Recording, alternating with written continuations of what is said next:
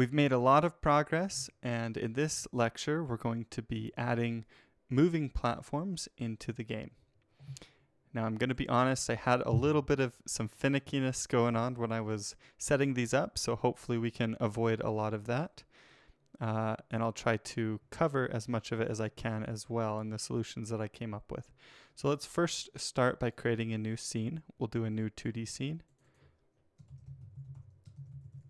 We'll call it moving platforms. In this scene, we're going to add a new kinematic body. This is going to be our platform. On that, we'll add a sprite, and we'll also add a collision shape. There we go. For the sprite, we'll come into world and get our moving platform sprite. We'll scroll in for our shape. We'll just do a new rectangle shape. You'll want to set your pixel snap. That way you can hold control and get this right, exactly the right size, like that. We'll save this under world moving platform. Now we're going to add a new path. And then on that path, we're going to add a path. Well, first, we'll add a path follow. So the path node is a useful node that we can do in conjunction with the moving platforms that allows us to create a path. So if we click on path 2D right here and click up on this little plus, we can, my middle click doesn't seem to be working, which is a little frustrating. I won't be able to pan. We can click on this to add a new point. We can add one here. I'm going to go up 1, 2, 3, 4 and click again to add one here. So we can create a path and you can make them any shape you want. But once you've created this path, we can use this path follow, which will offset whatever is set as a child of it, and move it along the path follow will. So we'll save this, and in the path follow, you'll want to turn off rotate and also turn off loop. And so the rotate will make it so that the whatever's following it doesn't rotate with the path. It just stays at its current rotation. And then turn off loop means that the path only goes all the way up and then it's done. And we're okay with that because we'll use an animation player to make it loop. Okay? Once we've done that, we can add a remote transform. And this remote transform will be moved along the path, but we can then give it a path, a node path of the kinematic body 2D. So it will move the kinematic body 2D. And the unit offset, so the offset goes the entire length of the path. So this is probably 64 pixels tall. So that means the offset will go from 0 to 64, but the unit offset will always be 0 to 1. And it's like percentage based. So 0 is 0% of the path, and then 1 would be 100% of the path. Once we've got that set up, we can add an animation player. And in our animation player, we can add a new animation. We'll call it loop, like this. I'm going to set the time to 4. And then we're going to key some frames in here. So we'll come into our path and we'll key our unit offset frame. Great. And then we'll come to 2 and we will set our unit offset to 1. And that you can see that moves it all the way to the top. And we'll key that frame. That means the path follow is 100% of the path, the way through the path, right? And now you can see if we drag along our animation here, it actually animates it. We want this to loop, so we can see it then looping up and down. And then we also want it to autoplay this animation. And we can also set, if you click on each of these keys, we can set the easing for each one to in, out. And this will make our path, so I clicked on this key as well. Right click, set it to in, out, and our easing. That will make it so that it kind of waits at each end.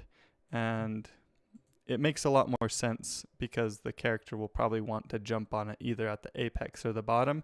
Makes it easier for the character or the player to make that jump. So let's set it back all the way down. Let's come back into let's click on our moving platform up here and click this.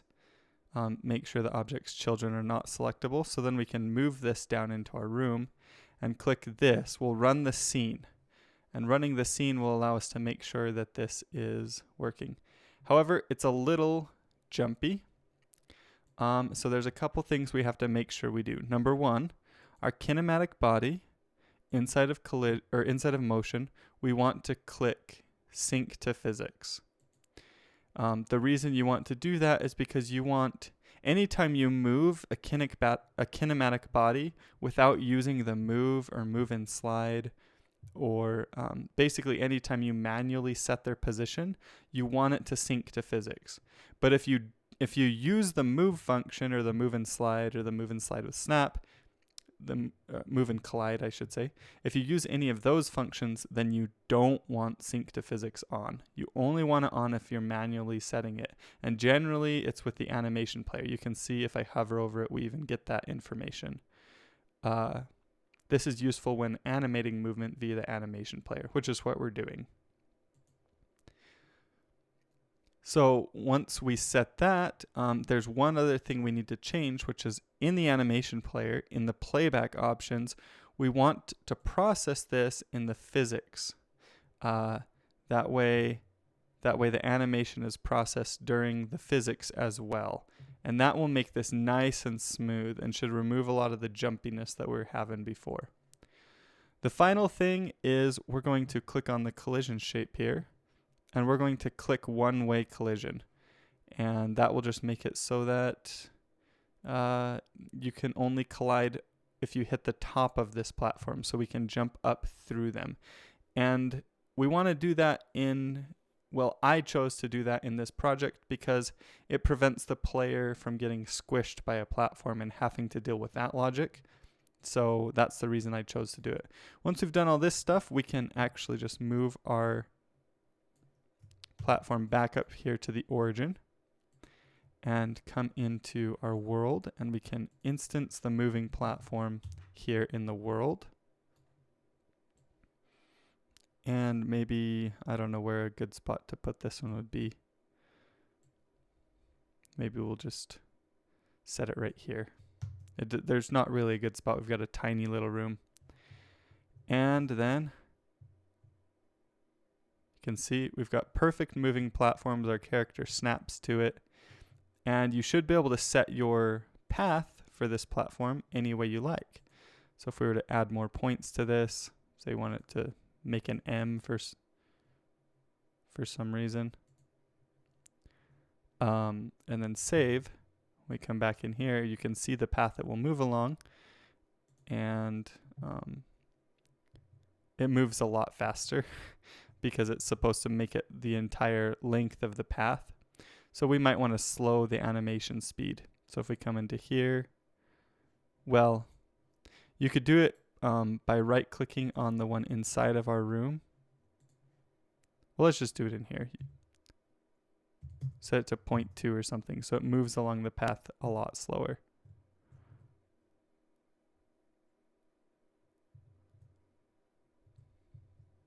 There you go. You can set up any sort of path you want, but we're obviously not going to have an M shape. Now I want to talk for just a brief minute about resources. So the main things that we're learning in this are the path node. We're learning about the path node, and we're also learning about resources. So you can see this path node has a curve 2D. This is a resource. And resources, we've been using them already. Sprites are a resource. and sound effects are a resource. But there are other things that can be resources as well. And the difference between resources and nodes are resources contain only data. They don't have logic associated with that data. It's just data. This path is just 2 points, one here and one here, or this curve, I should say, one here and one here. So it's just data, while nodes contain logic around. They have some data, but they also have logic with them as well. And a lot of the time, nodes and resources go hand in hand. So we have a sprite node that has a lot of logic associated with it, but then it's also just got the sprite, the texture resource, right? So we can save any resource we create. So if we click on this curve over here and we click on the little arrow, we can actually do save. And inside of our world, we can save this curve as up, down, like that. Then once that's saved, that resource can be reused.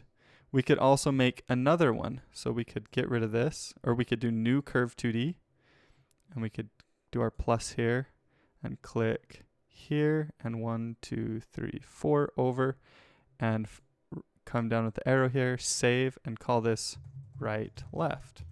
And you can see if we come in here, we've got our up, down, and right, left, and we can easily drag these into our moving platform. So let's say we want a moving platform that goes up and down. We'll have that be the default. Let's update our speed to be 0.5 by default. Let's say we want to have another platform in our world, another moving platform. Well, we can click on this one, Control D to duplicate it, move this over here, and this platform, we want it to go right and left. So we'll right click on it, and we'll do Editable Children.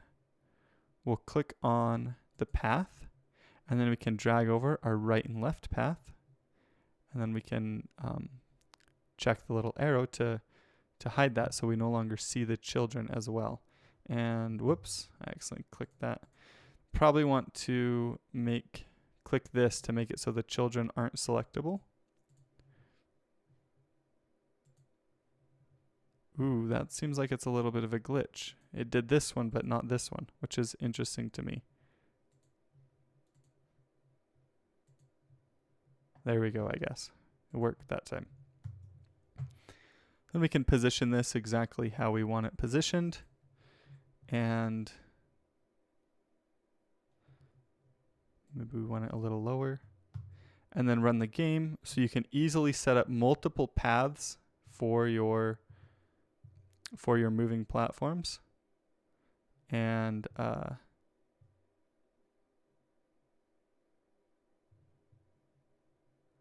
this one right here, our right and left one has some issues with it. And I'm guessing that right left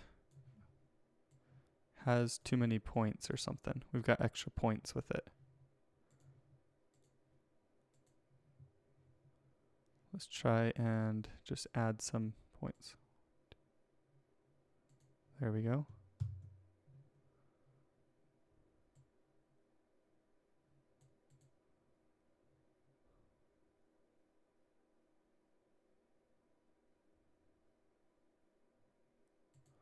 Okay. That should be working properly. Set this into up, down, come back in here, come into the path, change this to right, left, and hopefully this works now.